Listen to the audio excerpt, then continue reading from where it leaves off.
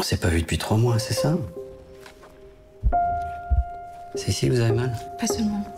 Comment on adapte un livre qui est rigoureusement autobiographique? Comment se l'approprier? Comment et ne pas trahir le livre et trouver mon chemin? Et je pense qu'une des clés a été de présenter à Annie Ernaux le plus vite possible, dès qu'elle a accepté que je l'adapte, parce que je lui ai montré mon premier film, de lui soumettre ce qui était un peu le projet de l'adaptation. Vos parents ont des problèmes, hein. C'est une histoire d'argent. Non, c'est pas ça. Alors c'est quoi?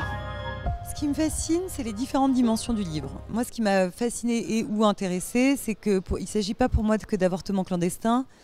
Il s'agit d'une histoire de transfuge de classe. Il s'agit d'une étudiante qui s'élève par la tête et qui est ramenée à sa réalité sociale par le corps.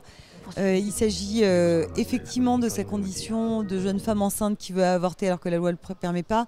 Mais il s'agit aussi de liberté sexuelle, il s'agit de cette liberté sexuelle des femmes qui est condamnée par la société. Donc, en fait, je dirais que le mot-clé, c'était la liberté, qu'on la contraigne ou qu'elle l'acquiert, et c'est ce qui m'a donné envie. Vous n'avez pas le choix, il faut l'accepter. Le corps réagit mal, il peut y avoir des complications.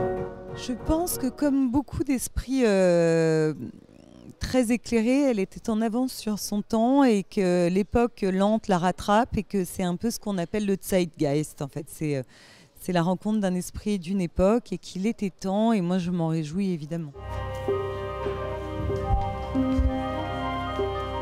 Alors, il vaudrait mieux que vos notes remontent.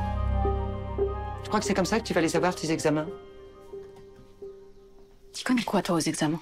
Moi, j'aime bien l'immersion, mais à une seule condition, c'est que ce ne soit pas une prise d'otage. Donc ma question, c'était comment comprendre quel regard cette jeune femme porte sur elle-même et sur son corps, sur cette féminité qu'elle découvre au même moment qu'elle doit l'abîmer, et comment le faire sans annuler mon regard à moi, et mon regard, il sert à faire en sorte que les spectateurs se posent des questions.